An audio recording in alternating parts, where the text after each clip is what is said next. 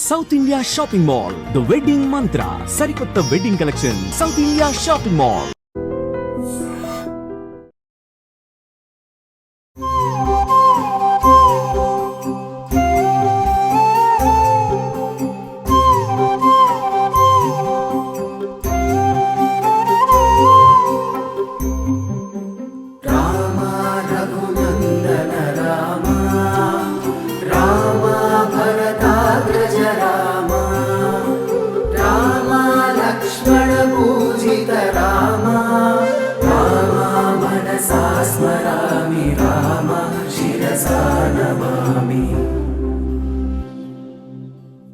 నమస్కారం, welcome to I dream ధర్మ మార్గం విత్ విజిత కార్యక్రమానికి స్వాగతం.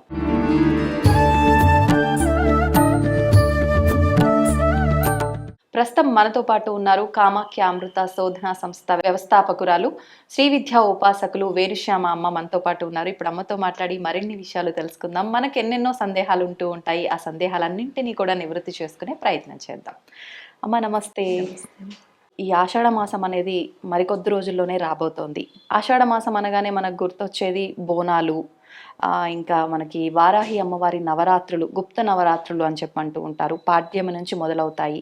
ఏంటమ్మా ఈ వారాహి నవరాత్రుల గురించి? అంటే గత కొన్ని సంవత్సరాల క్రిందట అసలు వారాహి అమ్మవారు ఉన్నారు అన్న విషయమే చాలా మందికి తెలియదు. కానీ ప్రస్తుతం ఒక 2-3 సంవత్సరాలు అనుకుంటా ఎక్కువగా వాడుకలోకి వచ్చింది. ఎందుకని అంటే అమ్మవార్లు దేవతలు కూడా గుప్తంగా ఉంచాలా, కొద్ది రోజులు రహస్యంగా పెట్టి మళ్ళీ బయటకు వచ్చి పూజలు అందుకోవడం ఏంటి? దీని వెనకాల ఏదో ఒక రీజన్ ఉండే ఉంటుంది కదమ్మా, ఆ ఆంతర్యం ఏంటో తెలియజేయండి.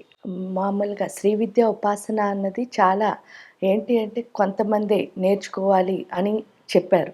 దానికి కారణం ఏమిటి అంటే కొంతమందే నేర్చుకోవాలి అంటే వాళ్ళే నేర్చుకోవాలి అని కాదు. అందుకే లలితా సహస్రాలను కూడా రహస్యనామాలు. రహస్యము అంటే ఏంటంటే శోధించు, లోపలికి వెళ్ళు, చూడు, అంటే అక్కడ అన్ని జ్ఞానమే అన్నమాట.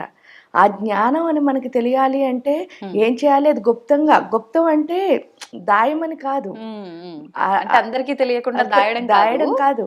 ఇప్పుడు ఏంటి మామూలుగా మనిషికి ఏంటంటే క్యూరియాసిటీ అంటారు, మీకు తెలిస్తే. క్యూరియాసిటీ అంటే నాకు అన్నీ తెలిసేసుకోవాలి అని ఒక ఆశ. కానీ అది ఏమిటవుతుంది అంటే అన్నీ తెలుసుకోవాలని ఆశని వాళ్ళు అనుకుంటున్నారు. కానీ దేని గురించి తెలుసుకుంటున్నాను అని ప్రశ్నించుకుంటే మీ విషయాలన్నీ తెలుసుకోవడంలో నాకు జిజ్ఞాస ఉంది అంటే అర్థమైందా? దాన్ని క్యూరియాసిటీ అంటారు. కానీ నిజమైన జిజ్ఞాస అంటే అర్థం ఏమిటి అంటే నాలో వచ్చిన ప్రశ్నలకి సమాధానం నేనే వెతుక్కోవడం. అంతేగాని పక్కవాడిని సెర్చ్ చేయడాన్ని క్యూరియాసిటీ అనరు, జిజ్ఞాస అనరు. నన్ను నేను సెర్చ్ చేసుకోవడానికి జిజ్ఞాస అంటారు. ఈ వారాహి అయినా, రాజశ్యామల అయినా, లలిత అయినా ఇవన్నీ శ్రీ విద్యా ఉపాసనకి సంబంధించిన దేవతలు. అందువల్ల ఏంటి అంటే వాటి గురించి తెలుసుకోవాలి అంటే గుప్తం అంటే దాయమని కాదు, లోపలికి వెళ్ళి నువ్వు ఎంత. అదే లలితా శాస్త్రంలో కూడా మీరు చూస్తే 180 అయిపోయిన తర్వాత అభ్యాసాతిశయ జ్ఞాత షడద్వాతీత రూపిణి అని అంటారు. అంటే అర్థం ఏమిటి అంటే అభ్యాసం ఎంత చేస్తే అంత నీకు కొత్తగా కనిపిస్తూ ఉంటుంది, అంటే అంత తెలుస్తూ ఉంటుంది, అంత అర్థం అవుతుంది. జ్ఞానం అంటే అంతే కదా. ఇప్పుడు మీరు ఒక విషయమే ఉంది, దాన్ని ఈ రోజు ఒకలా చూస్తారు, రేపు పొద్దున మీరు అది చేయడం మొదలు పెట్టేసరికి మీకు అందులో అనుభవం వస్తే ఇప్పుడు సపోజ్ చూడండి, చిన్నప్పుడు ఫస్ట్ టైము మామూలుగా ఒక స్త్రీ వంట చేయడం మొదలుపెట్టింది అనుకోండి, ఆ వంట ప్రాసెస్ ఎలా ఉంటుందంటే దీని తర్వాత ఇచ్చేయాలి, దీని తర్వాత అంటే ఒక స్టెప్ వైజ్ మేనర్లో చేసుకోవాల్సి వస్తుంది. అదే ఒక 25 ఇయర్స్ వంట చేశారనుకోండి, ఈ స్టెప్స్ ఏమైనా ఉంటాయా? చాలా ఫాస్ట్, అంటే క్విక్గా. అప్పుడేమో గంటన్నర చేసేది కాస్త ఇప్పుడు పావు గంటలో అయిపోతుంది. ఎందుకు? అది ఏం చేయాలి అని అలవాటు, మనకు ఆ జ్ఞానం వచ్చింది. అంటే అభ్యాసం చేసిన కొద్దీ వచ్చేదాన్ని జ్ఞానం అంటారు. ఇక్కడ లలితమ్మ కూడా ఏంటి అంటే చెయ్యగా చెయ్యగా చెయ్యగా చెయ్యగా ఇంకా ఇంకా ఇంకా బాగా అర్థం అవుతుంది. ఆ ప్రాసెస్ లోనే ఇక్కడ వారాహి అంటే అర్థం ఏమిటి అంటే మామూలుగా వారాహి అన్న పదానికే అర్థం ఆవిడ ఏంటిట అంటే పంది లాంటి మొహం కలిగినది. ఆ ముఖం యొక్క అర్థం ఏమిటి అని ప్రశ్నించుకుంటే అసలు దేన్నైనా అంటే భూమి మొత్తాన్ని మోసిన తల్లి ఆవిడ. అంటే విష్ణుమూర్తి వరాహ రూపం ఎత్తినప్పుడు ఈ శక్తి ఏదైతే ఉందో వరాహస్వామి శక్తే ఈ వారాహి అవడం వల్ల అంటే ఈ భూమి యొక్క భారం మొత్తం ఆవిడ మోస్తోంది. ఇవి ఆషాఢ మాసంలోనే రావడానికి కూడా కారణం ఏమిటంటే మీరు చూస్తే భూమి మీద పాడి పంటలు పండించుకుంటాం.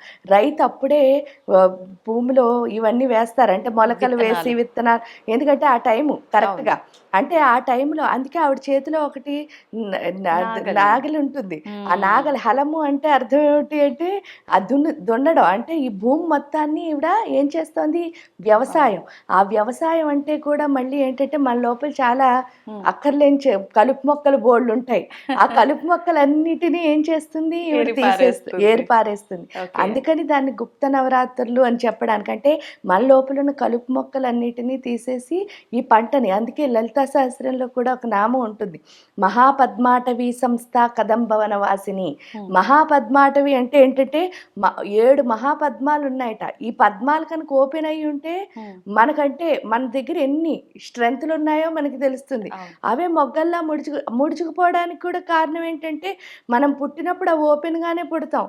కానీ మన చుట్టూ ఉన్న వాతావరణాలు, పెరిగిన పరిస్థితులు, మనకు వచ్చిన ఫ్యామిలీ, లేకపోతే ఫ్రెండ్స్, పూర్వజన్మలో మనం చేసినవి, ఇవన్నీ కలిపి ఏం చేస్తామంటే అక్కర్లేనివన్నీ అంటించుకుని ఆ పువ్వుల్ని కాస్త మొగ్గల కింద మార్చేస్తాం.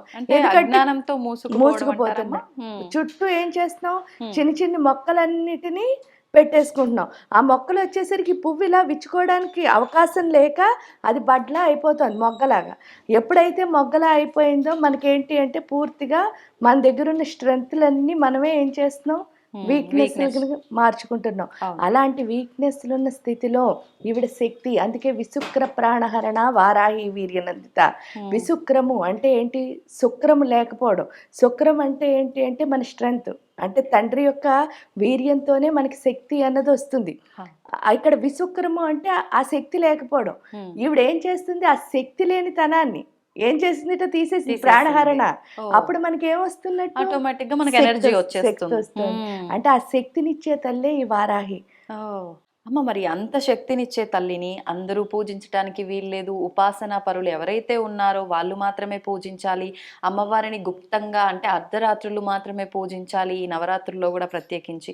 ఎందుకనమ్మా ఈ అన్ని నియమాలు? ఇవన్నీ ఎందుకు వచ్చాయి అంటే అమ్మవారు జ్ఞానానికి పూర్తిగా మన బుద్ధి అన్నదాన్ని ఆవిడ మార్చే తల్లి. ఆవిడ ఆజ్ఞాచక్రంలో ఉంటుంది. ఈ బుద్ధిని మారుస్తుంది. అందువల్ల ఏంటి అంటే అందుకే ఆవిడ కాశీకి క్షేత్రపాలిక.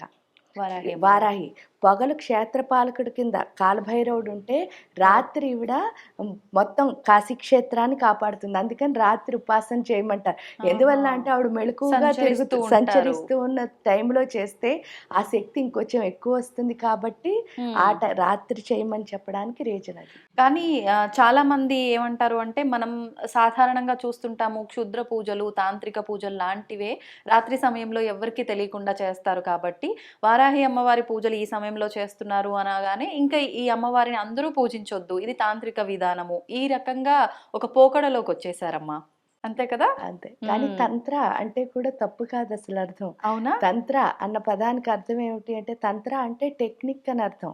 ఇప్పుడు మీరు ఒక పని చేస్తున్నారు, ఆ పని చేసే విధానం ఏదైతే ఉందో దాన్నే తంత్రం అంటారు. మీకు ఎగ్జాంపుల్ చెప్తాను. ఇప్పుడు సపోజ్ మనకు ఆకలేస్తోంది, అన్నం తిన్నాం. ఇప్పుడు నాకు ఆకలేస్తే నేను అన్నం తింటే నాకు కడుపు నిండుతుంది. కానీ నాకు ఆకలేస్తోందని చెప్పగానే మీరు అన్నం పెట్టుకు తిన్నారనుకో ప్లేట్లో, నా కడుపు నిండుతుందా? నిండదు. నాకు దాహం వేసేస్తోంది. అప్పుడు మీరు వాటర్ తెచ్చుకుని తాగారు, నాకేం నోరు ఆరిపోవడం తీరదు కదా. అంటే అర్థం ఏమిటి అంటే ఈ ఆకలేసినా దాహం వేసినా ఈ సృష్టిలో ఇంక ఏ ఎమోషన్ వచ్చినా సరే మీరు చేస్తే నాకేమీ ఫలితం రావటం లేదు. కానీ ఒక్క పూజ ఒక్కటే మీరు చూస్తే ఇప్పుడు మీ పేరుతో నేను చేసినా సరే మీకు ఫలితం వస్తుంది. అవును. అంటే అర్థం ఏమిటి? ఆ టెక్నిక్ అనమాట. అంటే నేను మంత్రం చదువుతున్నాను, నేను పూజ చేస్తున్నాను, కానీ మీ పేరు మీద చేసేసరికి మీకు ఆ శక్తి ఏమవుతుంది? ఆ డైవర్షన్ ఏదైతే మంత్రం అలా కాకుండా నాకు నేను చేసుకున్నా సరే, ఇప్పుడు సపోజ్ నేను ఏ యంత్రానికో పూజ చేస్తున్నా, ఏ హోమమో చేస్తున్నా, కానీ అక్కడ ఏమైనా మార్పు వస్తుందా? లేదు. అంటే ఈ యంత్రంలో ఏమైనా మార్పు వస్తుంది? అవే కనిపిస్తాయి. మళ్ళీ అక్కడ హోమం చేసినప్పుడు కూడా అదే కనిపిస్తుంది. కానీ మార్పు ఎవరి లోపల వస్తుంది? ఒక ప్రశాంతత అనుకోండి, ఆత్మశక్తి పెరగడం అనుకోండి, ఇవేవైనా ఎవరిలో మార్పు వస్తుంది? ఎవరి కోసం పూజ చేస్తున్నా వాళ్ళలో.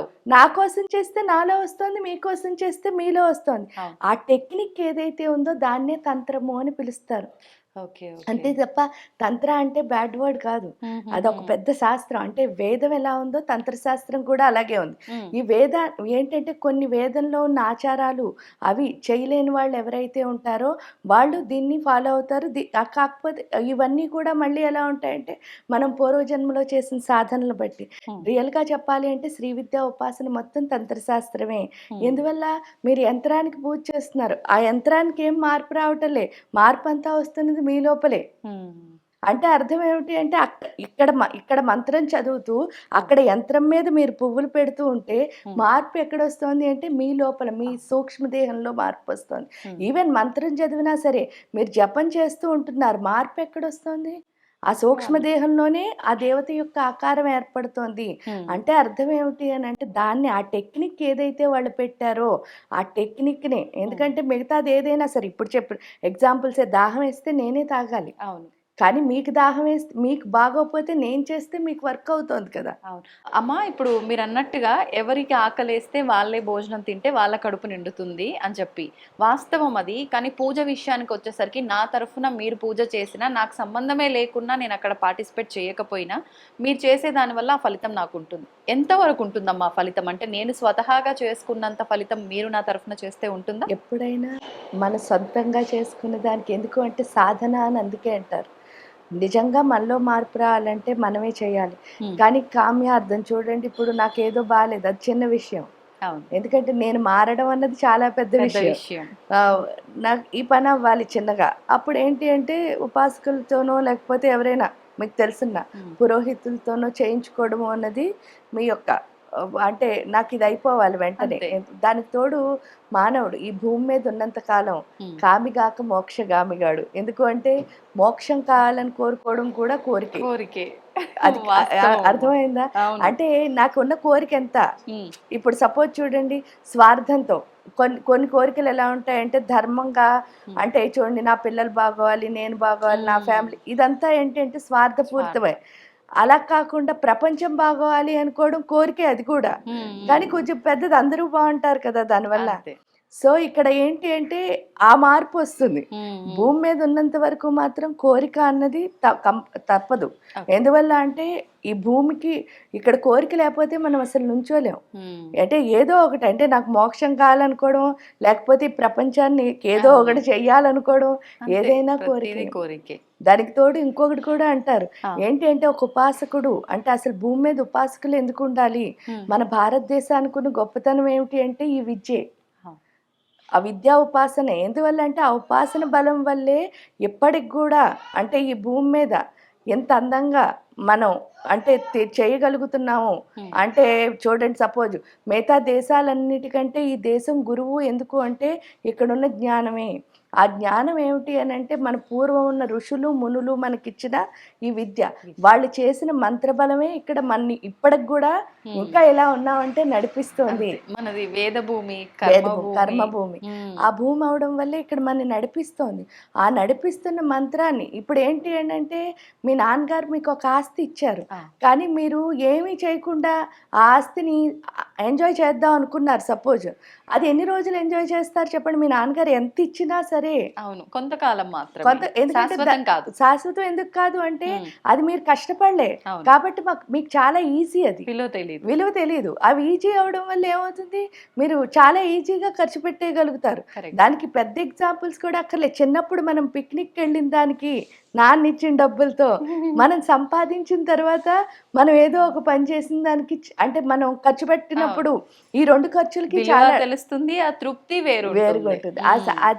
అది రావాలి అంటే మాత్రం ఖచ్చితంగా సొంత సాధన అన్నది 100% అవసరం. అందుకే సాధకులు ఎప్పుడు కూడా భూమి మీద ఉండాలి. పైగా ఈ సాధకులు ఉండడం వల్ల ఏంటి అంటే ఎప్పటి వరకు మన ఋషులు మునులు ఏదైతే భూమికి ఇచ్చారో దాన్ని అందుకే ఒక ఉపాసకుడు భూమి మీద ఉంటే వాడు ఎలాగంటే ఒక సైనికుడి కింద లెక్క అంటారు.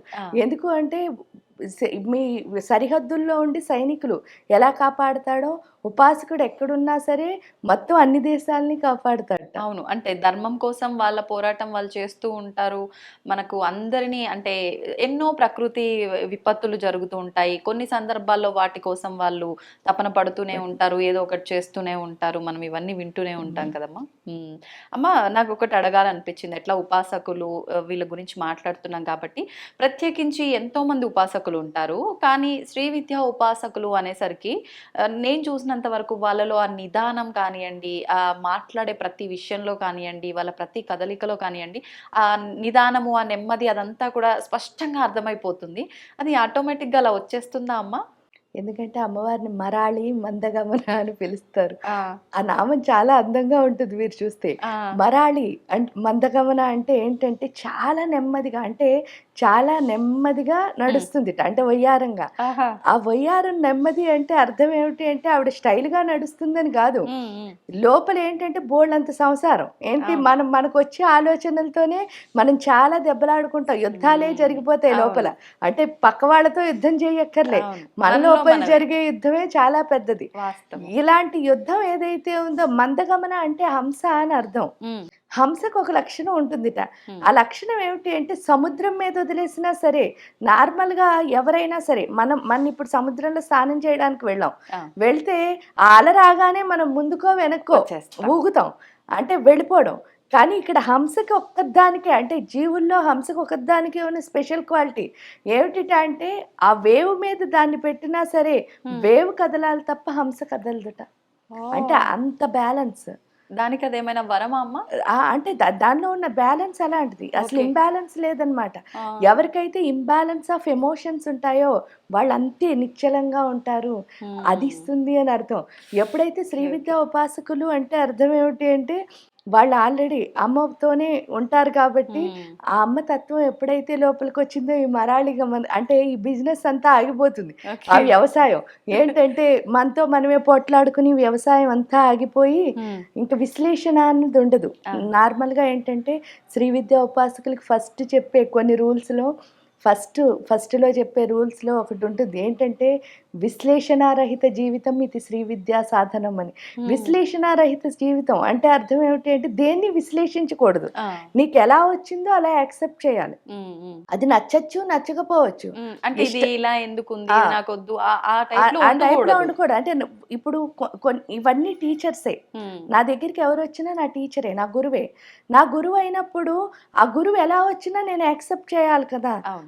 అంటే ఇప్పుడు ఒక మానవుడి రూపంలో రావచ్చు. ఉమ్, లేకపోతే ఒక చూడండి పులి, సింహం, అంతే. లేకపోతే ఏనుగు, ఆవు, ఏ రూపంలో అయినా పక్షి ఎలా వచ్చినా, మానవుల్లో కూడా కొంతమంది ప్రేమగా వచ్చి పలకరించొచ్చు. ఉమ్, మంచిగా బుజ్జగించి చెప్పేవాళ్ళు ఉండొచ్చు. అవును. కొంతమంది తిట్టేవాళ్ళు ఉండొచ్చు. ఉమ్, కొంతమంది చాలా కోప్పడేవాళ్ళు ఉండొచ్చు. అవును. కొంతమంది జెలసీ పడేవాళ్ళు ఉండొచ్చు. ఉమ్, ఏ రూపంలో వచ్చినా సరే ప్రతి దాని నుంచి నేను చేయాల్సిన పని మాత్రం ఉమ్, ఏమిటి అంటే నేర్చుకోవడం అన్నది శ్రీ విద్యలో నేర్పుతారు. అందువల్ల ఏంటంటే శ్రీ విద్యలో ఒకటే ఒకటి ఎన్నిసార్లు చూసినా సరే ఉమ్, ఒక పరిస్థితిని, అంటే ఇప్పుడు మీరు నేను బోల్డ్ సార్లు కలవచ్చు, అవును. కానీ ఫస్ట్ టైం కలిసినప్పుడు మన ఇద్దరి ఫీలింగ్స్ ఎలా ఉన్నాయో ఉమ్, మనం టిల్ ఎండ్ వరకు అలాగే ఉండాలి. ఉమ్, ఎందుకు కలిస్తే ఉండవు అని అంటే మన ఇద్దరం ఏదో ఒకటి మాట్లాడుకుంటూ ఉంటాం. అవును. అప్పుడు నాకు కొన్ని అర్థం అవుతాయి, మీకు కొన్ని అది ఎప్పుడు అర్థమైందో నా మైండ్లో ఏం మొదలవుతుంది, ఈవిడంటే ఇది ఆ, అని ఎప్పుడు మొదలైందో జడ్జ్ నెక్స్ట్ టైం చేయగలుగుతాం. మీతో మాట్లాడితే ఆ జడ్జిమెంట్ వచ్చేస్తుంది. ఉంటుంది. అది రాకూడదు. ఉమ్, ఎప్పుడు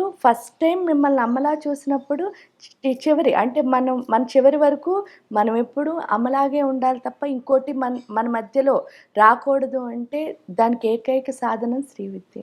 అద్భుతం అమ్మ, నిజంగా. అది ఆవిడొక్కరే నిజంగా చాలా చక్కగా అనిపిస్తుంది ఆ భావన. ఈ శ్రీ విద్యా ఉపాసకులతో మాట్లాడుతున్నప్పుడు స్వంత వాళ్ళతో నిజంగా మీరు అన్నట్టుగా అమ్మతోటే మాట్లాడుతున్నాము అని, అక్కడ మగవారే ఉండని ఆడవారే ఉండని అమ్మతో మాట్లాడుతున్నాం అనే ఫీలింగే వస్తుంది. అంటారు కదా, అమ్మ ఆ లాలన అదంతా కూడా ఎవ్వరికి రాదు అని, కానీ ఇది ఇక్కడ బ్యాలెన్స్ అవుతుందేమో అనే అంత భావన కలుగుతుంది నిజంగా. అమ్మ, మళ్ళీ మనం వారాహి అమ్మవారి టాపిక్ వస్తే, ఇప్పుడు ఎలాగూ మనకు నవరాత్రులు రాబోతున్నాయి.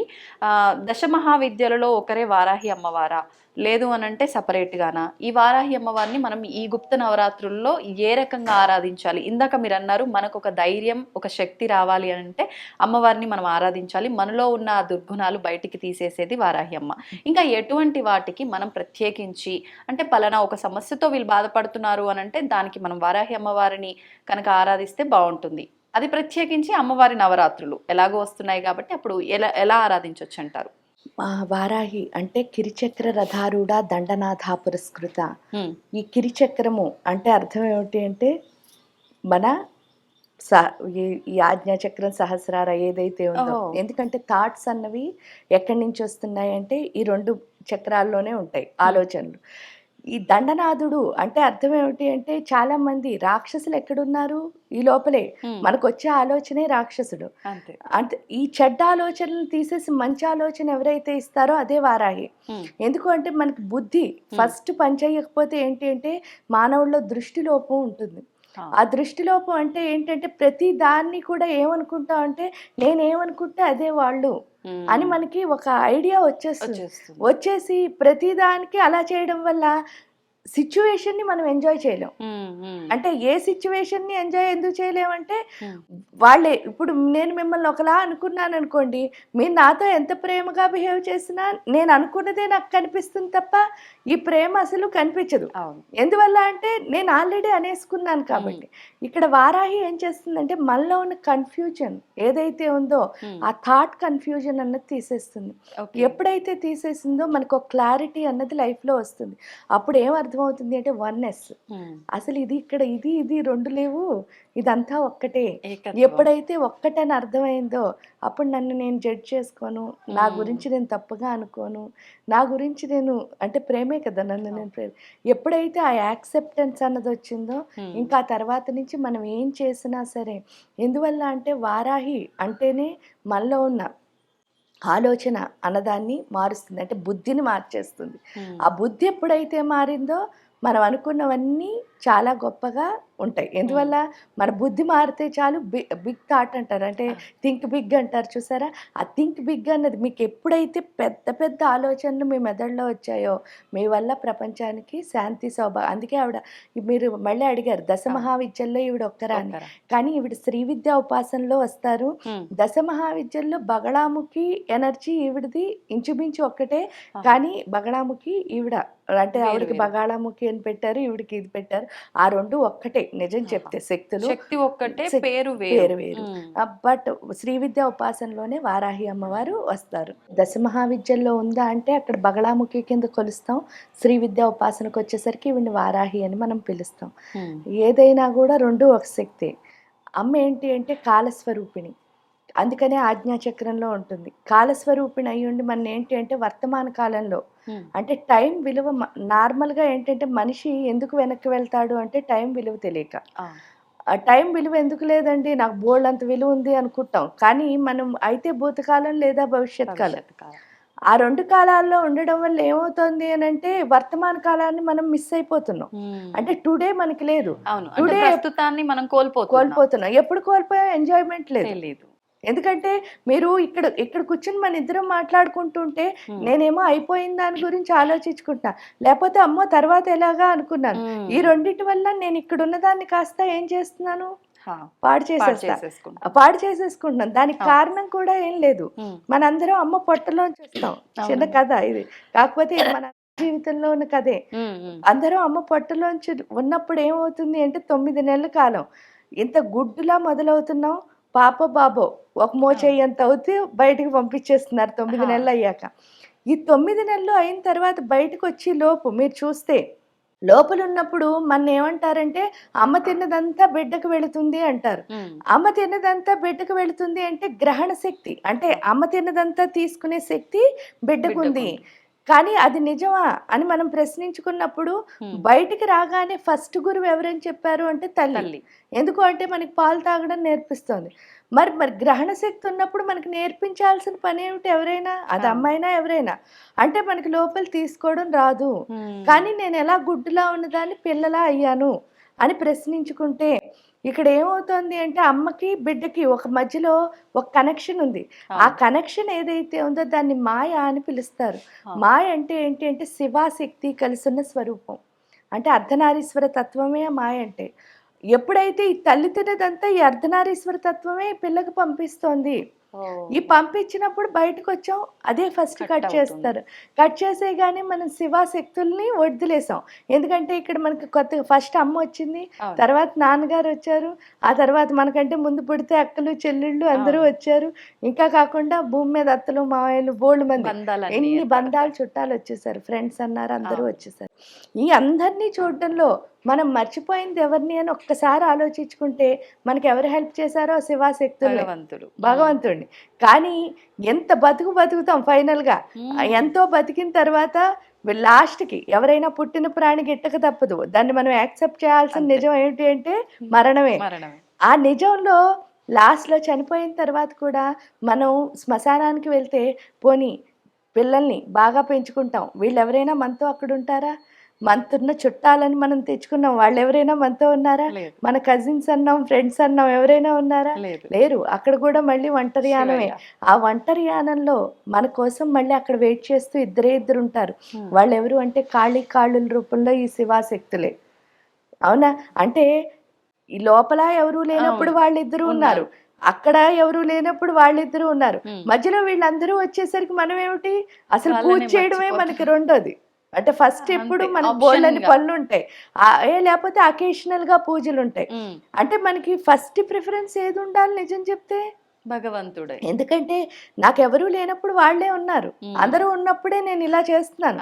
ఇక్కడికి వెళ్ళిన తర్వాత అది ఎప్పుడు అది అర్థం అవ్వాలి. కాబట్టి ఎవరైతే భూతకాలంలోకి వెళ్తారో అయిపోయిందని తలుచుకుంటారు. ఆ భూతనాథుడు రుద్రుడు. ఆ రుద్రుడు పని ఏంటి అంటే ఎప్పుడు ఆ తండ్రికి ఇంట్లో చూడండి చాలా చిన్న డిఫరెన్స్ ఉంటుంది. తండ్రి ఎప్పుడు ఏంటంటే పిల్లలు క్రమశిక్షణగా ఉండాలి, సిస్టమేటిక్గా లైఫ్ లీడ్ చేయాలి, వాళ్ళు ఉన్నతంగా ఎదగాలి, అది తండ్రి పోర్షన్. తల్లి ఎప్పుడు ఏం చెప్తూ ఉంటుందంటే వాళ్ళు నవ్వుతూ ఉంటే చాలు, శుభ్రంగా తిని టైంకి పడుకుని ఆరోగ్యంగా ఉంటే చాలు, ఎప్పుడు అమ్మ అమ్మ అంటూ ఉంటే చాలు అమ్మకి. అంతే కదా ఈ రెండు. కానీ ఎప్పుడు ప్రేమిస్తూనే ఉన్నాం అనుకో లైఫ్లో ఎదుగుతామా చెప్పండి? కానీ తండ్రి డిసిప్లిన్ లేకపోతే మనం ఎదగం. అంటే రెండు కావాలి లైఫ్కి, బ్యాలెన్సింగ్ ఉండాలి. ఆ బ్యాలెన్సింగ్ ఉండకే ఏం చేస్తున్నాం, భూతకాలంలోకి వెళ్ళగానే తండ్రి ఏం చేస్తాడట, ఒక్క దెబ్బ వేస్తాడట. దెబ్బ వేసి ఏం చెప్తాడు, నువ్వు నా పిల్లనని మర్చిపోవడం వల్లే నీకు ఈ కష్టాలన్నీనే, అసలు నా పిల్లనని తెలుసుకుంటే నువ్వు ఎలా ఉందువు అంటే, ఎందుకంటే అఖిలాండ కోటి బ్రహ్మాండ నాయకుడు పిల్లలు ఎలా ఉంటారు చెప్పండి, చక్కగా క్వీన్స్ ఇట్లా క్వీన్లా ఉండాలి కదా, అలా ఉండదు అని చెప్తాడు. అందుకని చెప్పి భూతకాలంలోకి వెళ్ళాము అంటే ఏడుపే వస్తుంది. అంటే ఏదైనా తలుచుకోండి అయిపోయింది, మనకు బాధ కలుగుతుంది, దుఃఖమే. ఎందువల్ల అంటే అది మంచి తలుచుకున్నా అప్పుడు బాగున్నాను ఇప్పుడు బాగాలేదని బాధపడుతున్నాం, చెడు తలుచుకున్నా అప్పుడు బాగోలేదు కాబట్టి ఎలాగో అది తలుచుకుని ఏడుస్తాం. అంటే అయిపోయింది ఎప్పుడు మీకు మిగిల్చేది ఏంటి అంటే బాధే. ఇంకా అవ్వాల్సింది అమ్మ కదా, ఇక్కడ మహామాయా స్వరూపిణి అమ్మ. ఈవిడ ఏం చేస్తుంది అంటే అమ్మకి ఎప్పుడు బిడ్డలు ఏం చేయాలి, అటెన్షన్, అమ్మ అమ్మ అమ్మ అమ్మ అని తిరగాలి. ఈ అమ్మ అమ్మ అని తిరగాలన్న అటెన్షన్ కోసం ఆవిడ ఏం చేస్తుందిట, మనకు టెన్షన్ ఇస్తుంది. ఎప్పుడైతే టెన్షన్ వచ్చిందో వెంటనే ఏం చేస్తున్నావు, ఏదో ఒకటి చేసి సాల్వ్ చేయమని మళ్ళీ ఆవిడకే దండం పెడుతూ గుర్తొస్తారు. సో అంటే ఏంటి అంటే వాళ్ళిద్దరు చూడండి, అంటే అలా అయినా మనకి గుర్తు చేయాలని. ఇక్కడ టెన్షన్ ఇవ్వడం ఒకటి, ఆ అటెన్షన్ ఎప్పుడు పూజ చేసి నాకు ఇది కావాలి అది కావాలి అని కోరికలు కోరుకోవడం ఒకటి అయితే, దానివల్ల మనకి ఏమవుతుంది అని ఒక్కసారి ఆలోచించుకుంటే, రేపు గురించి మనం ఆలోచిస్తూ ఈ రోజును మనం ఏం చేస్తున్నాం, వదిలేస్తున్నాం. పోనీ రేపు వెళ్ళి రేపైనా ఈ రోజు ప్లాన్ చేసాం కదా, అదంతా ఇంప్లిమెంట్ చేస్తావా? చెయ్యం. ఎందుకంటే అలవాటు అయిపోయింది కదా, ఎల్లుండి కోసం ఆలోచిస్తాం. ఇంకా అలా ఒకరు అంటే రేపు రేపు రేపు రేపు అని ఆలోచించడంలో ఈ రోజులన్నీ మనం మిస్ చేసుకుంటున్నాము. అంటే అర్థం ఏమిటి అంటే, ఒకటి లైఫ్లో ఎదగట్లేదు అన్నది పక్కన పెట్టేయండి, దానికంటే ఇంపార్టెంట్ ఏంటంటే మన యొక్క జీవితం అంటే ఆయుష్ని మనమే తగ్గించేసుకుంటున్నాం. అందుకని 100 ఏళ్ళు బతికేవాళ్ళు కాస్త 60 ఏళ్ళకి 60. ఎందుకల్లా ఎక్కువ ఎంత రేపని టెన్షన్ పడతాం అంటే భవిష్యత్తు గురించి ఎంత ఆలోచిస్తామో అంత ఆయుష్ అన్నది తగ్గిపోతుంది. అంటే ఇక్కడేమో ఏడుపు వస్తుంది, ఇక్కడ ప్రాణమే పోతోంది. అవును. ఆ రెండు కనుక మనకు అర్థమైతే బుద్ధిగా ఉండాల్సిన కాలం ఏమిటి అంటే వర్తమాన కాలం. ఎప్పుడైతే వర్తమాన కాలంలో ఉన్నామో ఆ శివ శక్తులు ఇద్దరు అర్ధనారీశ్వర తత్వంతో మనతో కలిసి ఉంటారు. అదే యాదేవి సర్వభూతేషు వృత్తి రూపేణ సంస్థ. అంటే అర్థం ఏమిటి అంటే ప్రతి క్షణం మనం చేస్తున్న పనే మనకి దైవం. ఇక్కడ వారాహి అమ్మవారు ఏం నేర్పిస్తుంది అంటే మీరు ఏ పని చేస్తున్నారో ఆ పని దైవంలా భావించడం. మీరు ఎప్పుడైతే దైవంలా భావించి ప్రతి క్షణం ఆ పని చేయడం మొదలుపెట్టారో, అది ఏ పనైనా అవనివ్వండి, పూజ అవ్వక్కర్లే, ఏదైనా దేవుళ్ళలా భావించి చేయాలి. మీరు చేస్తున్న వృత్తే మీ దేవుడు, ఎందుకంటే మీకు అన్నీ ఇస్తోంది కదా. అది కనుక మనకు అర్థమయ్యి ఈ క్షణం నుంచి ప్రతి క్షణాన్ని వాడుకుంటూ ఎవరైతే వెళ్తారో వాళ్ళు లైఫ్లో టైర్డ్ అవరు. అంటే అంత ఉత్సాహం వస్తుంది. అంటే మీరు పని చేసిన కొద్దీ చెయ్యాలని ఉత్సాహం రావడమే జ్ఞానంలో ఉంది. అప్పుడు ఆ ఉత్సాహం ఎప్పుడైతే వచ్చిందో అదే పార్వతీదేవి యొక్క తత్వం. అప్పుడు ఆటోమేటిక్గా లక్ష్మీదేవి కూడా వస్తుంది. అంటే సరస్వతి, పార్వతి, లక్ష్మి ఈ ముగ్గురు వస్తారు వారాహి ఉపాసనలో. ఎప్పుడైతే వచ్చారో చక్కగా వర్తమాన కాలంలో ఉంటూ ప్రతి క్షణం హార్డ్ వర్క్ చేయాలి అని, అయ్యో 24 hours అయినా మనకి ఇచ్చారు, ఇంకో అవర్ ఉంటే బాగుండు అనిపించి అంతా ఎనర్జెటిక్గా తయారవుతాం వర్తమాన కాలంలో ఉంటే. అది వారాహి అమ్మవారు మనకి నేర్పిస్తారు. మనం వారాహి అమ్మవారిని ఆరాధించడం వల్ల సాక్షాత్తు ముగ్గురు అమ్మవార్లని ఆరాధించిన ఫలితం మనకు ఉంటుంది అని అర్థమవుతుంది. ఎలా ఆరాధించాలి? ఇక్కడ ఎలా ఆరాధించాలి అంటే ఉపాసన పరంగా వారాహి ఉపాసన చేయాలి అనుకుంటే చక్కగా గురువులు ఉంటారు, వాళ్ళ దగ్గరికి వెళ్ళి ఆ ఉపాసన తీసుకుని ఆ మంత్రోపదేశం ఇంకా వాళ్ళ అంటే మీరు ఇందులో మళ్ళీ 4 ఆచారాలు ఉంటాయి. ఈ ఆచారాల్లో ఏ ఆచారం గురువు మీకు దొరికితే ఆ ప్రకారం మీరు వాళ్ళు ఇచ్చిన మంత్ర సాధన ద్వారా వాళ్ళు ఇంకే సాధన చెప్తే ఆ ప్రకారం ఆ గురు పరంపరలో మీరు వెళ్ళొచ్చు.